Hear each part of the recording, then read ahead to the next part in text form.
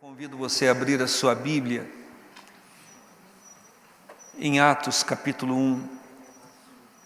Eu quero falar com vocês hoje sobre a virtude do Espírito Santo e o mover do Espírito de Deus na nossa vida. Eu sei que isso não é um assunto novo para vocês, como estudar, ler, ouvir, pregar sobre o Espírito Santo não é coisa nova para nós. O que se pode falar do Espírito e o que se pode ouvir falar do Espírito não é coisa nova para nós. Você está ouvindo o que estou dizendo? Eu estou dizendo que falar do Espírito Santo e ouvir acerca do Espírito Santo não é coisa nova para nós. Agora escute, eu vou terminar a frase. Porém, viver o que o Espírito Santo quer que a gente viva pode ser uma coisa nova para nós, ou a continuação de algo que nós já começamos a aprender. Quando o Senhor Jesus esteve com Nicodemos, o Senhor Jesus disse para ele que ele precisava nascer de novo, e ele falou de pessoas que precisavam nascer do Espírito, e ele trouxe a simbologia do vento, que o vento é livre. Quando ele vem, nós não o vemos, mas sabemos que ele está presente pelo movimento que ele está fazendo e por aquilo que é o seu impacto nas coisas por onde ele passa. E o Senhor Jesus asseverou: não sabemos, não se sabe de onde vem, nem para onde vai. Ele disse: assim são todos aqueles que são nascidos do Espírito. O Senhor não estava dizendo que quem é nascido do Espírito, ministrado pelo Espírito, fica doido e louco, insano. Não, ele estava asseverando que quem é nascido do Espírito entrega a direção da sua vida ao mover do Espírito. Então ele vai ser guiado pelo Espírito, ele vai ser dirigido pelo Espírito. O Espírito vai levar a um lugar que talvez o seu racional não escolheria. O Espírito não vai deixá-lo ir a um lugar em que o seu racional escolheria. Por quê? Porque agora o Espírito Santo está governando aquela vida. Eu quero ser governado plenamente pelo Espírito Santo, em tudo. Tem mais alguém aqui que quer?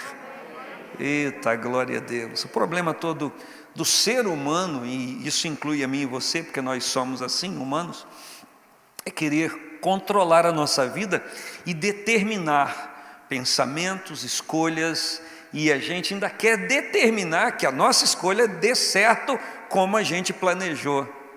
Mas nem sempre é assim, e nem sempre é assim que acontece. Mas quando encomendamos, como diz Pedro, a nossa própria alma ao Senhor como ao fiel Criador, todas as coisas que mesmo aparentemente não estejam dando certo, estão dando sim certo, porque estão no ciclo do mover do Espírito. E se está a minha vida no ciclo do mover do Espírito, alguém pode olhar e dizer: não deveria estar aqui. Mas se está no nível que o Espírito Santo quer levar, vai dar certo. Um dia, ministrando à igreja sobre isso, eu falei sobre o exemplo da pipa que a gente empina, e que a gente às vezes tem tanta dificuldade para levantar e empinar um papagaio, uma pipa, seja ela uma raia, uma cafifa, um peão que tem rabiola ou qualquer outra coisa, uma cachopinha, não é verdade, que a gente fazia de folha de caderno, quando a minha mãe não tinha dinheiro para dar para a gente comprar uma pipa pronta, e a gente ia na cachopinha mesmo, não é verdade? Então tem pipa que ela levanta rápido, mas ela é tão rápida para ser empinada que ela é tão rápida para cair. E tem pipa que são mais pesadas que ela demora para firmar, mas quando ela firma mesmo. E interessante que tem pipas que eu já tive essa experiência. Eu não sou pipólogo, mas eu já tive essa experiência de que às vezes tinha algumas pessoas que eram hábeis em empinar papagaio e manusear no ar, que elas davam muita linha, porque tinham muita linha para dar. Eu não sei se ainda a linha 10, depois inventaram outros tipos de linha. E eu tinha a impressão que alguma coisa estava errado, porque a minha pipa eu estava tentando empinar para lá, e algumas pipas mais altas, elas não estavam muito para lá, elas estavam meio que oscilando na direção, porque elas estavam mais altas. Porque um redemoinho de vento, ou em qualquer nível acima, a determinada altura, estava soprando em outra direção por causa do movimento do vento. E eu ficava pensando, mas não pode, se o vento está soprando para lá, por que a outra que está mais alta está soprando um pouco para lá? Isso já pegou, né? Porque quanto mais alto no espírito, mais novidade de Deus acontece. Sem o vento do espírito na igreja, ela é uma pipa na mão que não funciona. Mas a igreja na mão do Espírito, envolvida no Espírito, ela flui na direção que o Espírito quiser. E quando a igreja flui na direção que o Espírito quer, os resultados são eficazes e efetivos em número de pessoas, em santidade, em crescimento espiritual. Existem pessoas que têm tudo para fluir no Espírito, mas elas querem controlar a linha. Senhor, não vou soltar mais linha não, porque eu posso perder o controle. Exatamente, é se mover no Espírito quando eu perco o controle da minha vida, ou entrego o controle na mão do Espírito Santo. Senhor, eu vou soltar a linha, e agora é com o Senhor, e a minha vida vai fluindo, vai fluindo, vai fluindo, vai fluindo, e a sua vida vai fluindo, vai fluindo, vai fluindo. Você já percebeu que o Espírito Santo de Deus está aqui, está comunicando conosco? Já percebeu isso? Não percebeu? Pela palavra, mas por aquilo que você está sendo dirigido. Aleluias! Vamos dar vazão ao Espírito Santo de Deus? Vamos corresponder ao Espírito Santo de Deus? Vamos soltar-nos nas mãos do Senhor? E a gente descobre uma coisa depois de muito tempo, que na verdade a nossa vida é um papagaio, é uma pipa, e quem está no controle é o Senhor.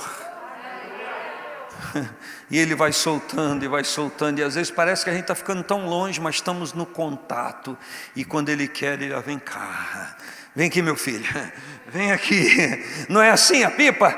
Está indo um pouquinho para a direita, não está conseguindo controlar direito, a gente vai então, puxa e coloca alguma coisa do outro lado para equilibrar, e aí o Espírito Santo nos puxa.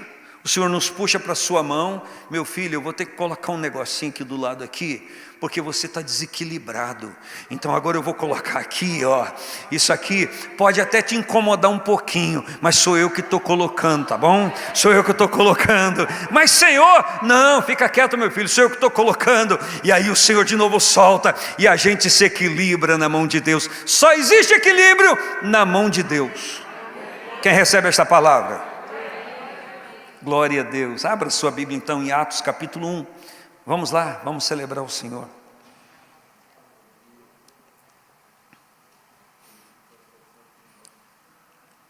A partir do versículo 5, um texto tão conhecido. Vamos só relembrar juntos. Porque na verdade João batizou com água. Quem está falando isso é o Senhor Jesus, é os seus discípulos. Mas vós sereis batizados com o Espírito Santo, não muito depois desses dias. Aqueles, pois, que se haviam reunido, perguntaram-lhe, dizendo: Senhor, restaurarás tu nesse tempo o reino a Israel?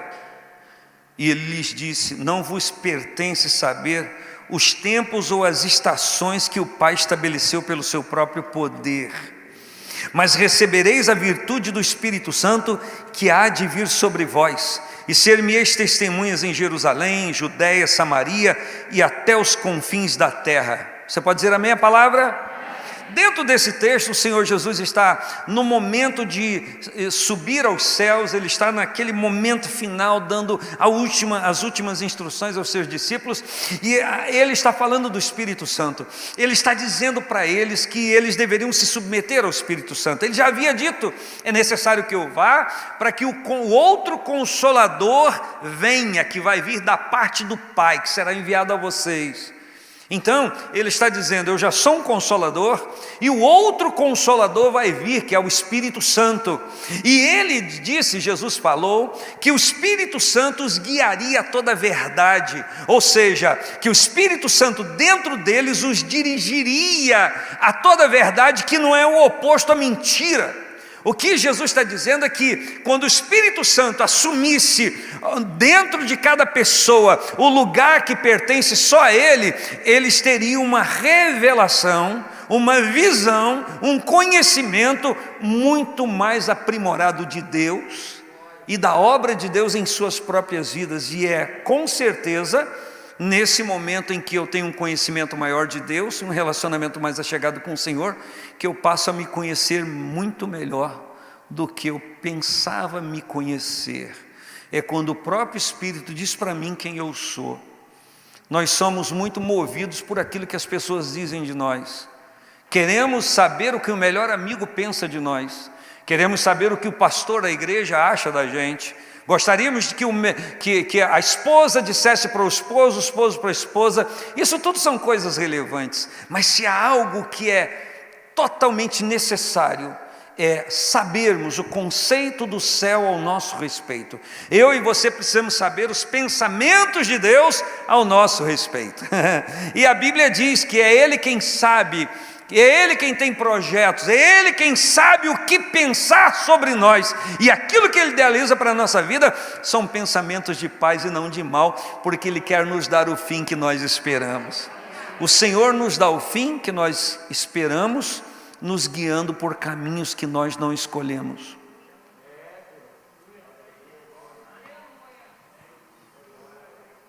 Se eu aceitar o desafio de ser guiado pelo Espírito Santo, talvez eu trilhe por caminhos que eu não escolheria trilhar, porque quando a gente lê a primeira aliança, que é o Antigo Testamento, Deus se apresenta como aquele que guiou o povo por lugares ermos, por desertos, por lugares de chacais e feras, e que o Senhor passou no meio de tudo aquilo com o seu povo. E quando a Bíblia vai retratar os 40 anos de peregrinação no deserto, a Bíblia vai dizer: não envelheceram as roupas, as sandálias se mantiveram íntegras, nunca lhes faltou comida, água manou da rocha, saiu da rocha, codornizes foram enviadas pelo Senhor, maná caía do céu todo dia pela manhã, e o Senhor estava ali cuidando do seu povo. Agora escute, aquilo que foi inusitado, aquilo que era como a semente de coentro, como a Bíblia diz que era o maná que caía do céu, e que alegrou tanto as pessoas quando caiu, porque elas estavam à mercê da fome, da sua própria sorte, ou azar, sei lá, mas quando caiu era algo nobre, era algo estimado. Mas quando esse povo está prestes a entrar na Canaã prometida, são eles que dizem que não aguentavam mais aquele maná, que aquilo já era algo indesejável para eles, que já estavam cansados daquilo. Por quê? Porque a cobiça, a ambição dos olhos já havia tirado eles do propósito divino. Mas quando a gente decide sobreviver em Deus a cada dia, do maná diário que Ele nos dá, e aprendemos a dar graças ao Senhor por aquilo que vem à nossa vida, eu estou falando de coisas espirituais, nós alegramos o coração de Deus com a alegria da recepção daquilo que Ele manda para a gente. Mas quando eu condeno aquilo que vem da mão dEle, eu estou dizendo para o Senhor, parafraseando, eu estou declarando: Deus, o que o Senhor está querendo fazer na minha vida não está me agradando, não estou satisfeito com o Senhor. É uma das maneiras de banir Deus da nossa vida e dizer que nós não queremos andar nos seus caminhos. Mas graças a Deus que eu estou diante de um povo que tem achado prazer na palavra de Deus, e até na correção do Senhor se alegra, e até na palavra dura dá glória ao nome do Senhor, porque é um conserto de Deus, é uma aliança, é um reparo de Deus para a nossa vida que está um pouquinho desviada do propósito. Você recebe a palavra? Em nome de Jesus. É claro que o Espírito Santo está na sua vida, mas eu quero, meus queridos irmãos, dizer a vocês hoje, e essa palavra é rápida porque o nosso tempo de quarta-feira é um pouco mais rápido, do selo do Espírito que vem a nós. Quando Paulo escreve aos Efésios, diz que nós fomos selados com o Espírito Santo da promessa, quando nós reconhecemos a salvação em Cristo Jesus. Por quê? Porque não existe probabilidade de alguém converter-se, entender o propósito da salvação através de Cristo, sem a presença do Espírito Santo. E a Bíblia então diz que o Espírito Santo é o penhor, é a garantia dentro de mim e dentro de você que a promessa que Ele nos fez, Ele vai cumprir. Você está me ouvindo? Você está me ouvindo?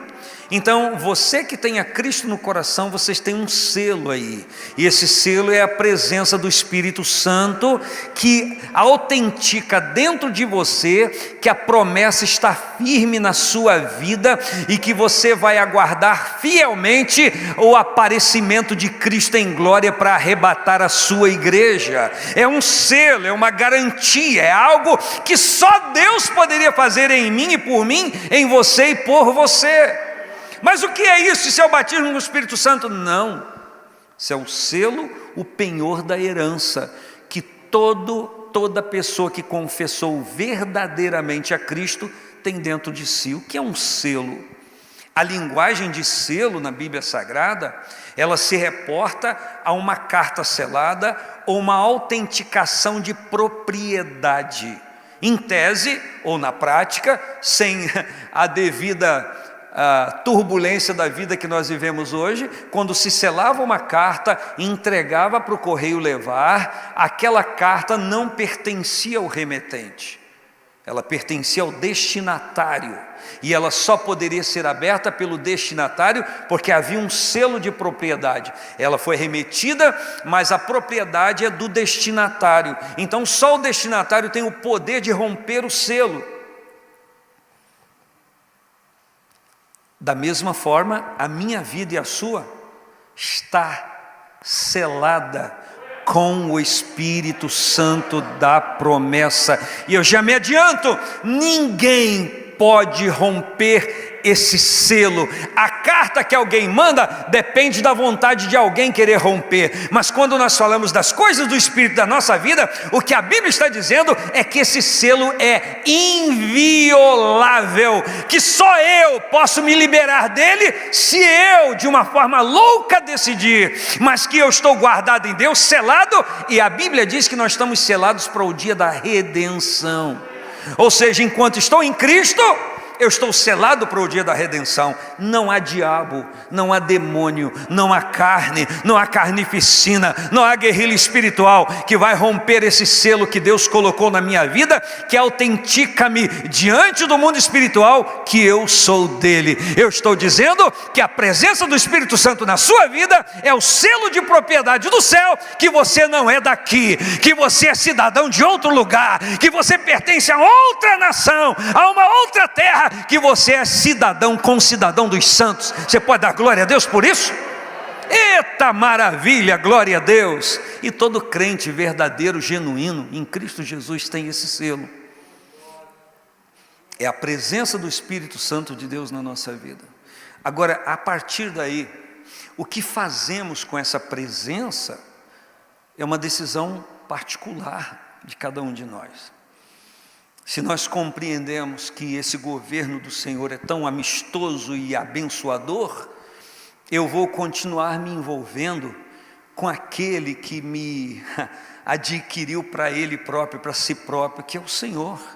Então eu vou dando vazão à minha vida, ao Espírito de Deus, e esse Espírito de Deus vai completando o meu ser, ele vai me enchendo, ele vai me inundando, e aí a gente chega à terminologia bíblica que está muito presente em Atos dos Apóstolos, que é cheio do Espírito Santo, ou seja, uma pessoa que já tem o Espírito Santo, que o Espírito Santo está na sua vida, mas ele quer mais, ele quer mais. Ele quer mais, ele quer mais, ele quer mais, ele vai se enchendo, ele vai se enchendo, ele vai se tornando cheio, e a qualidade de cheio é quando não há espaço para outra coisa que não seja aquilo que encheu. Eu vou dizer, a qualidade de cheio é quando não há espaço para qualquer outra coisa a não ser aquele que encheu a própria pessoa, e só uma pessoa que não dá espaço na sua vida para qualquer outra coisa a não ser o mover do Espírito Santo pode dizer que é cheio do Espírito Santo.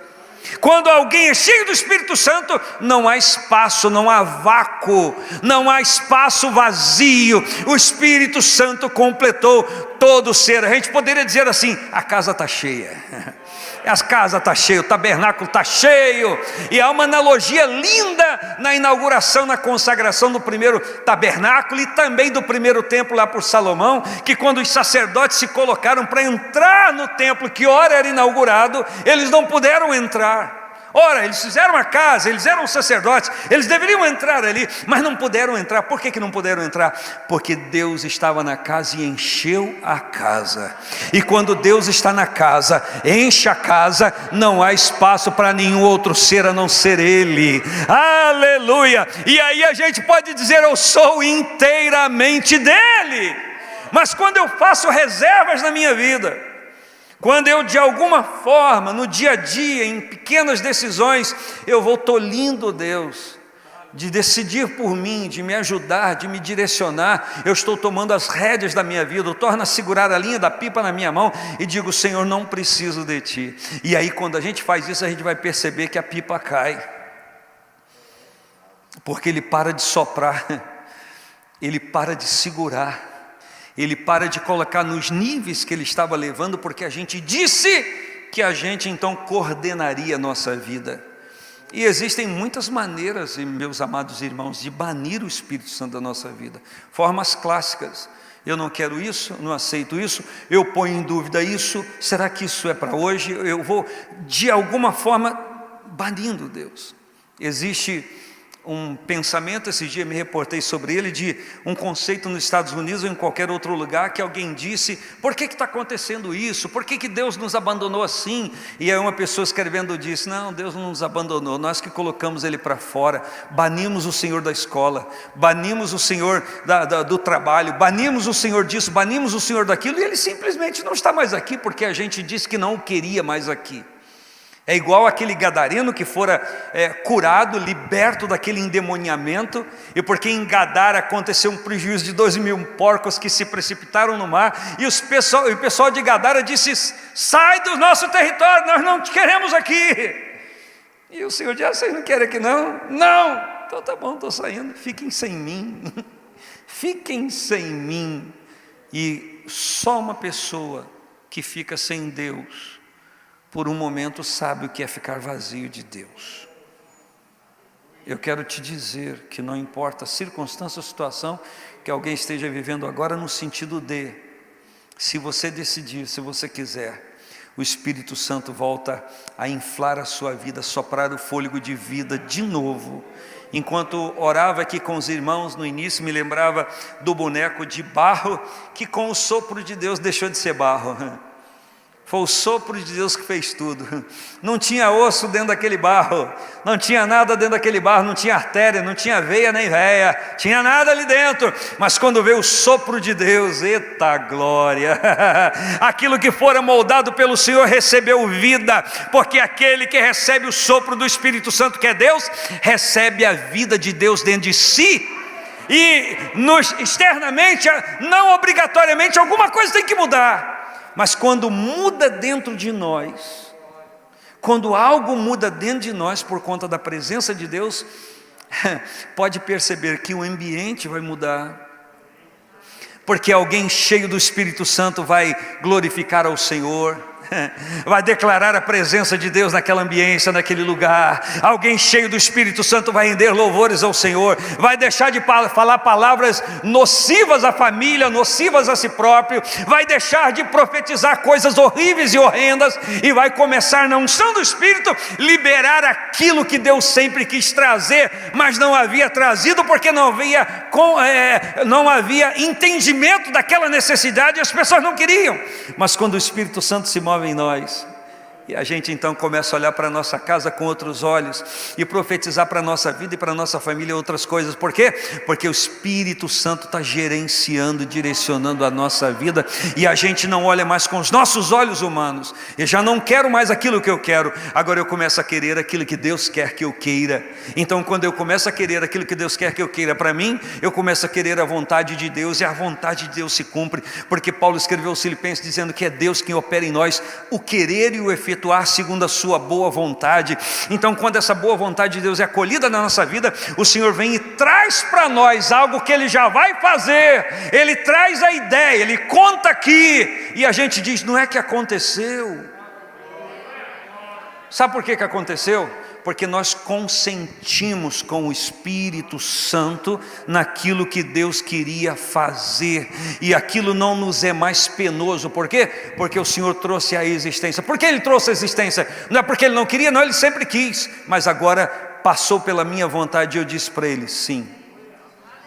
Diga para Deus sim. Até mesmo se você não estiver entendendo, diga para Deus sim, eu escolher o que o Senhor escolhe para mim, e aí a coisa vai dar certo. Quem pode dar glória é o nome do Senhor. Falando sobre esse assunto um dia a vocês, eu disse que não existe contextualmente uma outra pessoa que mais andou nesse propósito do que o Senhor Jesus. A gente talvez não entenderia o fato de finalzinho da escritura em Mateus dizer que o Senhor é batizado, eu saio das águas, o céu se abre, o Espírito Santo desce como pomba. Não desceu pomba, desceu o Espírito Santo como uma pomba. E eu sempre disse, se fosse como gavião ou como águia, seria um voo rasante, mas como pomba, suave. Dá para entender isso? Como pomba. E pousou sobre ele, e ouviu-se uma voz do céu: esse é o meu filho amado, em quem eu tenho prazer. Interessante que escritura na sequência diz que o Espírito Santo conduziu Jesus ao deserto para ser tentado pelo diabo. Ué, mas o pai acabou de dizer que era o filho amado, que ele amava tanto, e agora o Espírito que agora inunda o ser de Jesus o leva para o deserto para ser tentado pelo diabo. Me permita um parêntese: Jesus Cristo é a primeira pessoa que se mostra cheio, pleno do Espírito Santo. É a primeira pessoa. Eu não estou dizendo a única, eu estou dizendo a primeira pessoa. E quando João Batista vai falar sobre ele, porque alguém disse, olha, ele está batizando, olha, tem muita gente indo atrás dele. João Batista, no contexto do capítulo 3 de João, diz, importa que ele cresça, que eu diminua.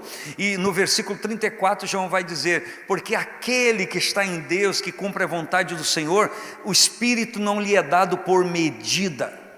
Ou seja, João Batista está tendo o entendimento que a plenitude do Espírito de Deus está sobre ele. Por quê?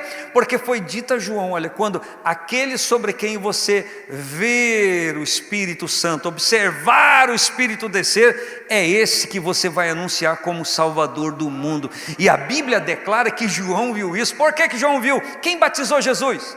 Nas águas do rio? Foi João Batista. João estava na cena e ele viu tudo aquilo, e a Bíblia diz, ouviu-se uma voz do céu que dizia, este é o meu filho amado, em quem eu tenho prazer.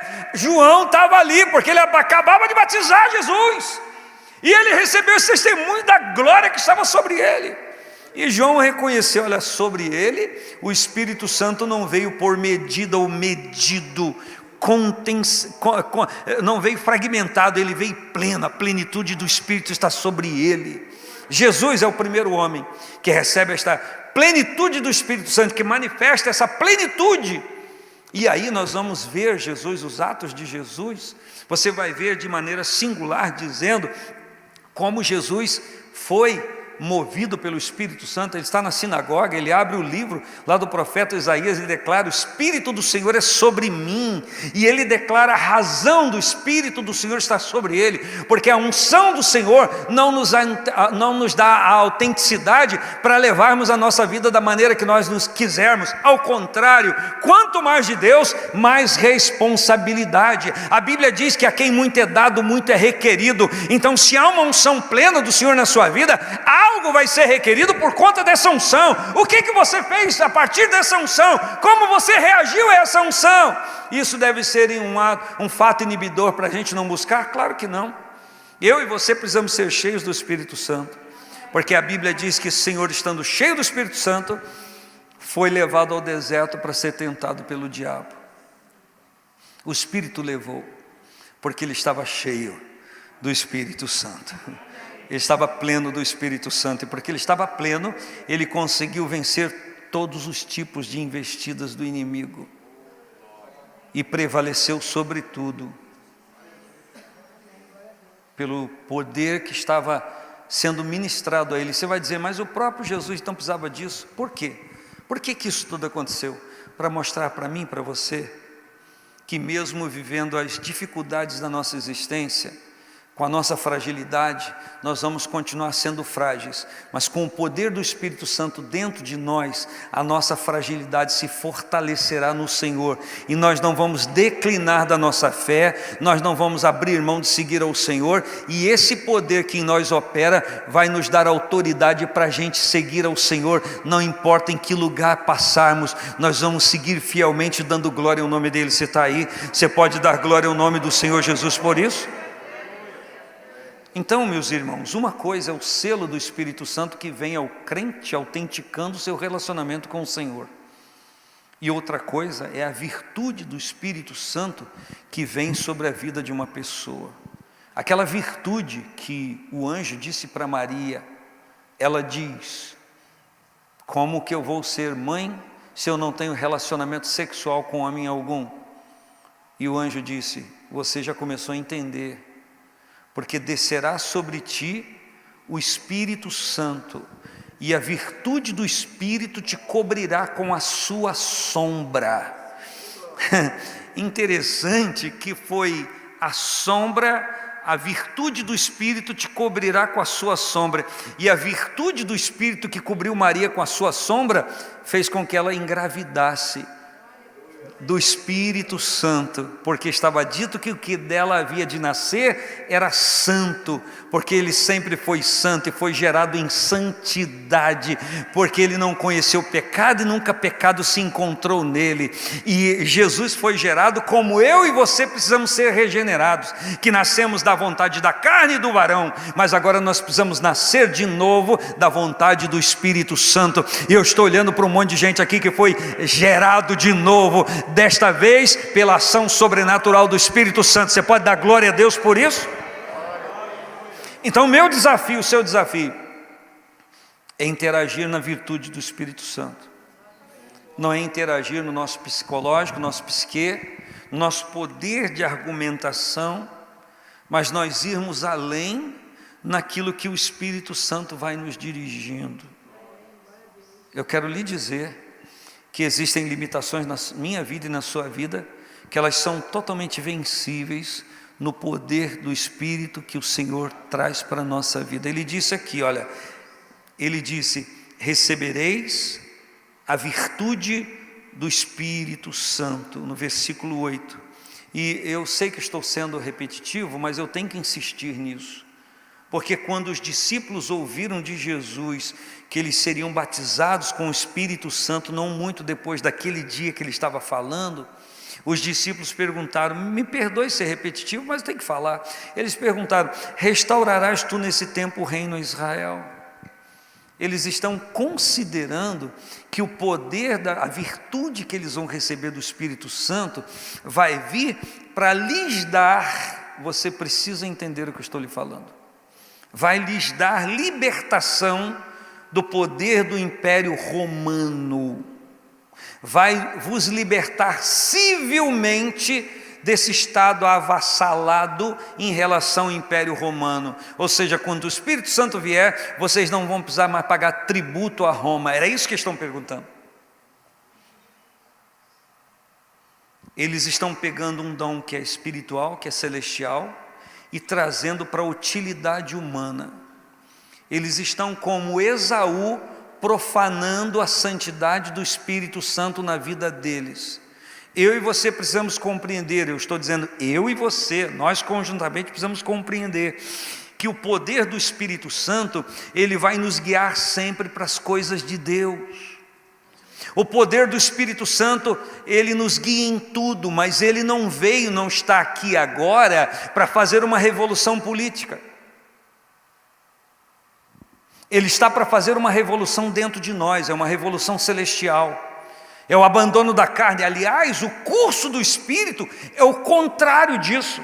O curso do Espírito veio para nos libertar da dominação política humana, veio para estabelecer o reino de Deus em nós.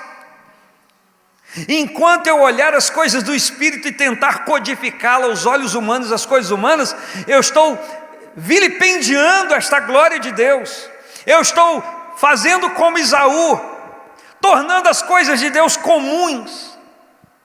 Ao contrário, o Espírito Santo na vida da igreja, na vida do crente, o leva a ter uma visão diferente, uma visão que o moço de Eliseu não tinha, uma visão que não podia enxergar aquilo que era espiritual, que estava ali para o defender.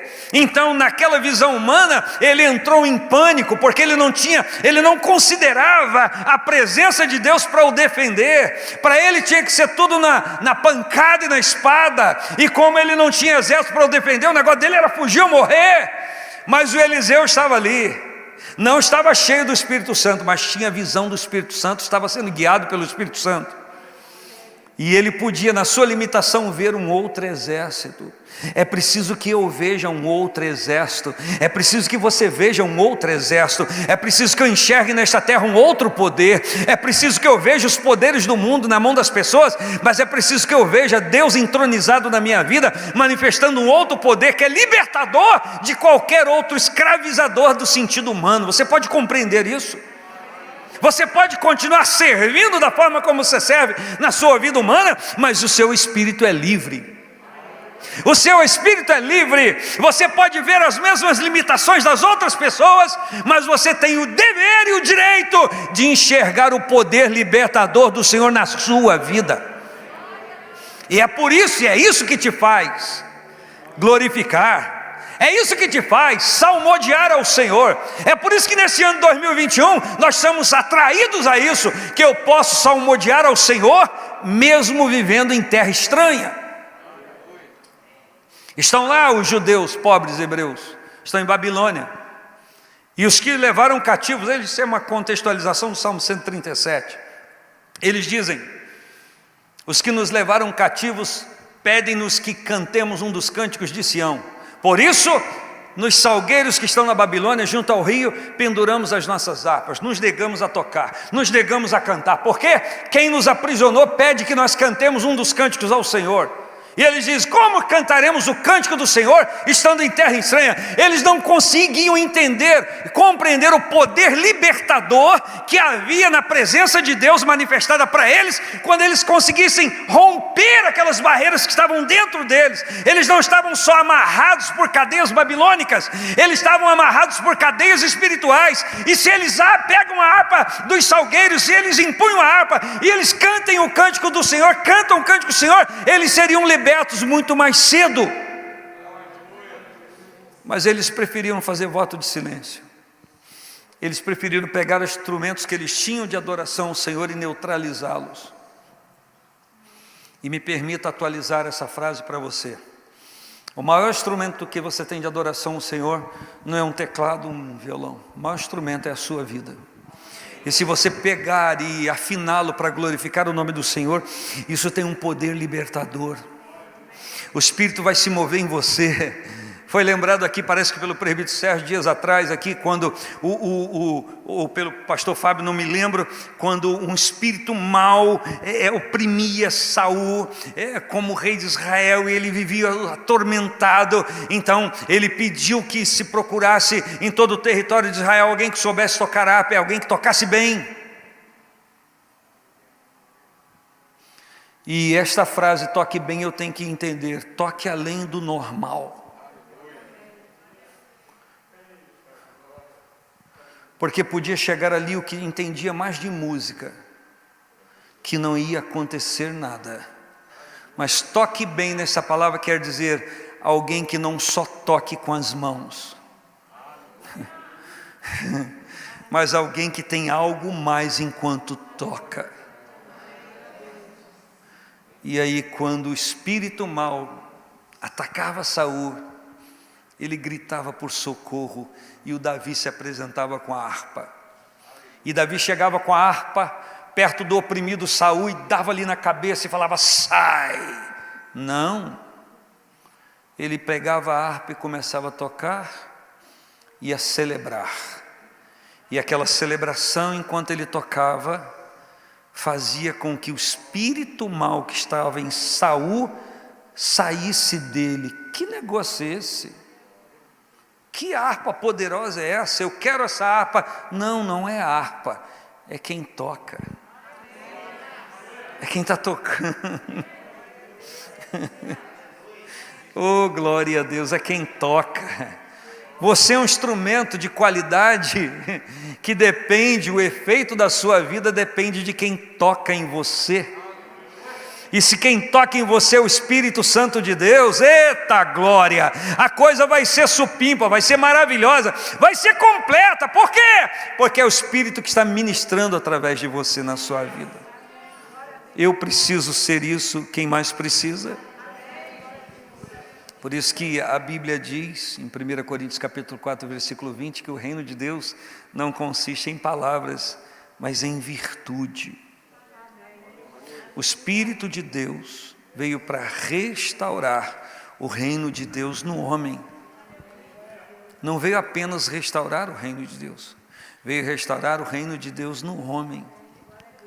Então, quando esse Espírito se move, quando esse Espírito age, todo o nosso ser é restaurado, levado à originalidade do que Deus quer.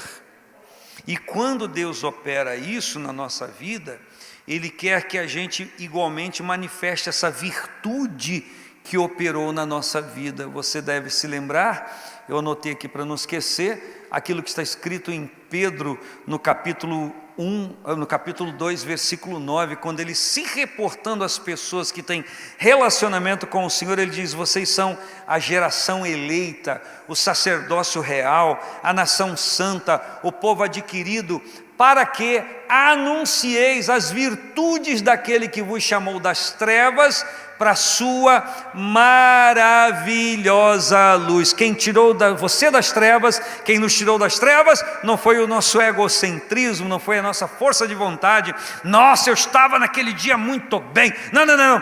Quem nos tirou das trevas foi a virtude do Espírito Santo.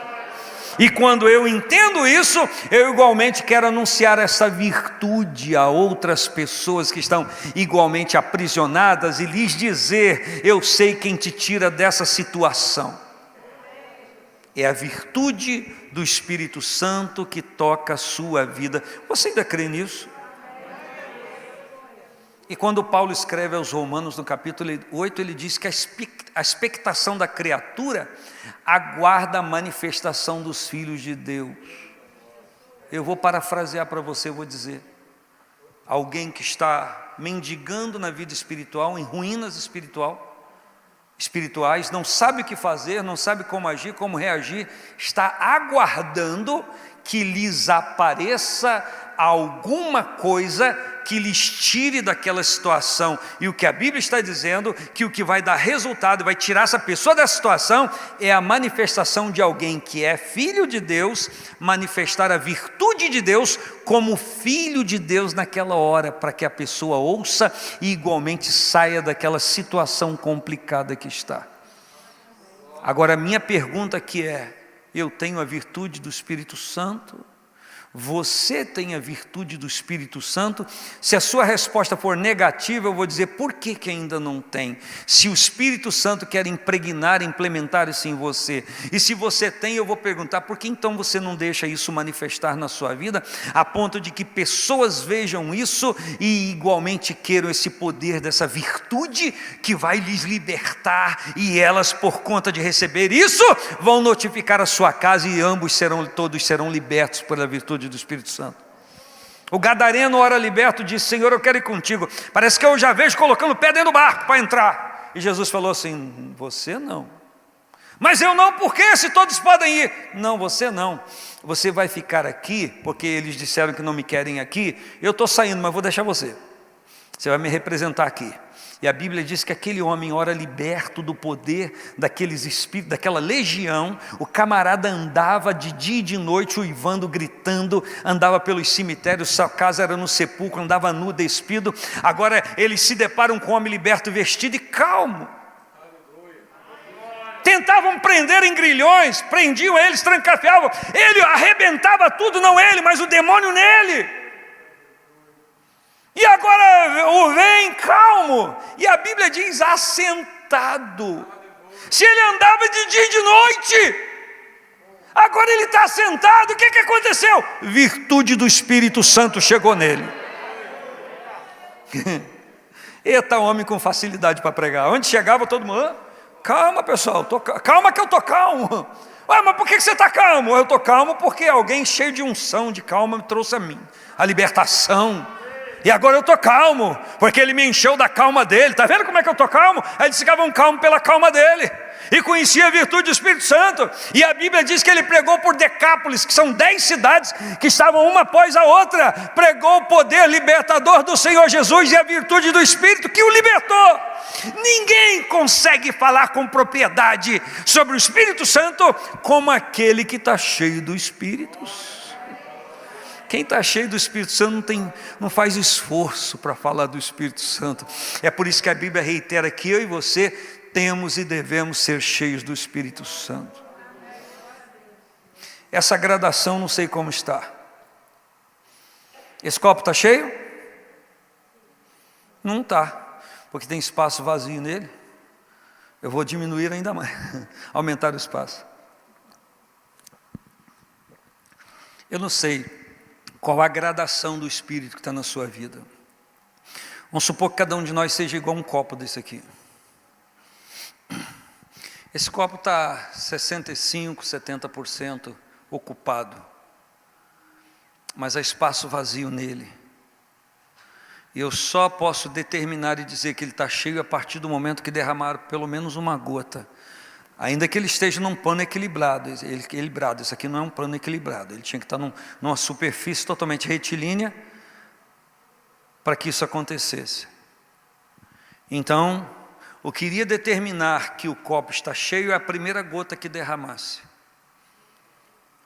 Significa, não cabe mais nada aqui. Então, quando não couber em você mais nada, a não ser as coisas de Deus, você pode dizer, eu estou cheio do Espírito Santo. Eu não estou falando de guerra na mente, de batalha, não estou falando nada disso. Eu estou falando daquilo que a gente reconhece na nossa vida. E eu sei que o pastor Fábio leu aqui, embora foi usado por Deus para fazer uma coisa tão diferente aqui, e não discerniu com a gente lendo, explicando as obras da carne e o fruto do Espírito. Então você, se quiser saber qual a medida de Deus que está na sua vida, é só você ler Gálatas capítulo 5, do versículo 16 ao 22. Do capítulo 5, versículo 16 ao 21, ele retrata, ele explica o que é e a manifestação da obra da carne. Ele começa dizendo, as obras da carne são manifestas, quais são? E ele começa então a dedilhar quais são. E ele diz que são manifestações que são evidências de carnalidade em nós, de fragilidades da carne. Então, quando você ler esse raio-x bíblico e divino, e você perceber a evidência de alguns deles em você, é porque é sinal que ainda falta alguma coisa para ser tratada. E imediatamente o versículo 22 vai falar sobre o fruto do Espírito, que não é os frutos do Espírito, mas o fruto do Espírito, porque é algo que não se desagrega.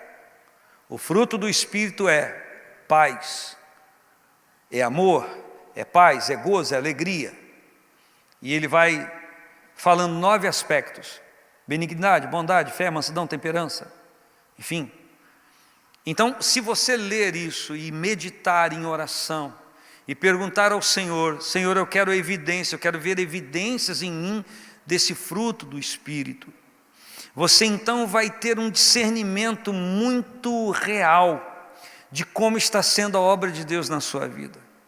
Porque popularmente o meio pentecostal, e não vai lá uma crítica destrutiva, mas uma análise, procura dizer que alguém espiritual, quando tem sonhos, quando tem revelações ou pseudo-revelações, ou pode liberar uma palavra a ponto de arrepiar alguém. Enfim, eu não estou condenando, eu sou pentecostal no sentido de evidenciar e entender que é necessário os dons espirituais na nossa vida, mas a manifestação da autenticidade da nossa vida no Senhor, ela é marcada pela presença de como o Espírito está frutificando na nossa vida. Então, uma pessoa pode ser eloquente para pregar, ela pode falar algumas coisas eu não gostaria de entrar nesse assunto agora, porque eu já tenho que terminar para orar. Ela pode manifestar aos olhos da coletividade evangélica algo que possa ser um sintoma de evidência de Deus, mas se ela não estiver frutificando no Espírito, aquilo vai ser uma porcã que você olha de longe e vê que cor linda, que casca bonita, que formação bacana tem esse fruto. Você vai, tira e quando abre, não sei se você já comprou na feira, aí as pessoas mais ousadas, né? Quando se comprava laranja por dúzia, agora é por peso.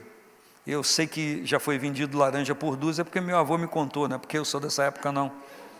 Talvez o pastor Enéas seja, porque está fazendo 50 anos essa semana. Mas aí você olhava aquela laranja linda e você tirava ela, ou pegava ela, ou comprava ela. Quando chegava em casa de descascar, ela só tinha beleza externa, ela estava seca, os gomos, porque ela teve uma formação maior e ela não manteve a essência dentro dela, estava tudo seco. Então, não é o que se vê por fora que se identifica o que tem por dentro. E é claro que a manifestação do Espírito Santo é explícita no dia a dia, mas o que eu estou dizendo é que se a casca é bonita, mas se o interior não estiver como deveria ser, não adiantou de nada.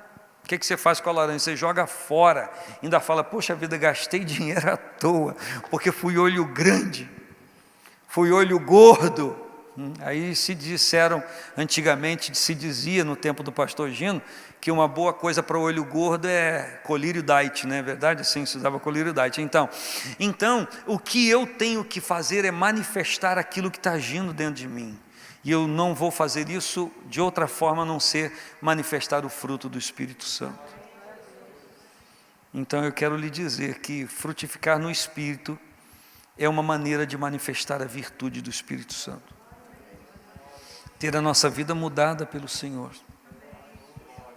Conseguirmos vencer as próprias inibições nossas é uma maneira de manifestar a virtude de Deus, sim. Sim, sim, sim. E tem gente que é tão... está aqui na minha mente, eu escolheria não dizer, porque tem gente que não entende isso, mas eu estou dizendo que tem gente que consegue falar alto do poder de Deus sem abrir a boca. Tem gente que consegue passar muito acerca do Senhor Jesus sem nem sequer dizer alguma coisa. Só por como ele conduz a sua própria vida, ou ela conduz a sua própria vida, exala a virtude do Espírito Santo. Eu quero lhe dizer que a virtude do Espírito Santo também é contagiosa,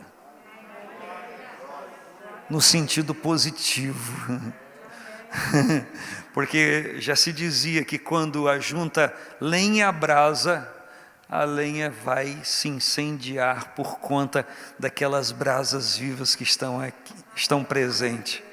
Então, no meio da igreja de hoje, nós precisamos manifestar essas brasas do poder de Deus. Você pode concordar comigo? Fique de pé em nome do Senhor Jesus. Eu tenho que encerrar, já fui até longe demais. Espero ter dito alguma coisa significante a você. Amém. Senhor, eu estou aqui com os meus irmãos e daqui a pouco o meu irmão Zé Carlos vai tocar alguma coisa aqui. E eu estou agora em oração, meu Pai, junto com os meus irmãos, para declarar que nós queremos não apenas nos sentir cheios do Senhor, mas nós queremos essa nutrição espiritual que o Teu Espírito nos traz. nós queremos ter o sintoma exato de que estamos na direção do Senhor. Eu não sei se há aqui um irmão, uma irmã, que nesses dias tem estado preocupado com isso, interessado em saber se a sua própria vida agrada ou não agrada ao Senhor. Senhor, não existe aqui um aparelho para medir isso, mas existe a Tua presença que nos notifica. Vem, Espírito de Deus, e mova-se em nossa vida, e mova a nossa vida, e ministra a nós e em nós aquilo que nós precisamos viver no Senhor. Não há ninguém aqui que possa dizer a respeito de mim, nem eu mesmo, uma declaração como a tua. Então eu oro ao Senhor agora e peço, junto à igreja, junto aos meus irmãos, que o Senhor traga para a igreja nesse tempo que estamos vivendo. Qual é o laudo? Qual foi o resultado de o Senhor passar em nós e nos medir? Porque nós sabemos que o Senhor não só analisa, mas o Senhor traz um receituário muito eficiente para que a gente viva o teu propósito e a tua virtude, assim como o Senhor manifestou em Jesus aqui na terra, e Ele operou na virtude do teu Espírito, e assim como Ele operou, Ele incumbiu a igreja de operar no tempo da sua existência na terra, de operar também na virtude do Espírito Santo. E nós queremos deixar de ser políticos, nós queremos deixar de entender muito das coisas humanas e queremos entender mais das coisas do céu. Nós queremos pensar mais nas coisas que são de cima, porque toda boa dádiva, todo dom perfeito desce do alto, vindo do Pai das luzes, em quem não há mudança nem sombra de variação. E nós queremos aquilo que é pertinente ao reino do Senhor nesse momento da nossa existência na terra, para que nós sejamos completos sem faltar coisa alguma, como Paulo escreveu à igreja. E para isso nós precisamos que o Senhor nos toque também individualmente, e que na particularidade do nosso ser o Senhor investigue, o Senhor nos sonde, ou venha nos sondar, e venha manifestar aquilo que o Senhor está vendo, para que a gente em submissão haja em conformidade com a tua orientação. Que o meu irmão, que a minha irmã, que eu, que todos nós queiramos viver esta realidade para a nossa vida, em o nome do Senhor Jesus. Faça a sua oração, enquanto alguém passa por você com mãos estendidas para declarar o poder de Deus sobre você. Faça esta oração, diga para o Senhor, diga para o seu Espírito, diga para Deus, diga para o Senhor: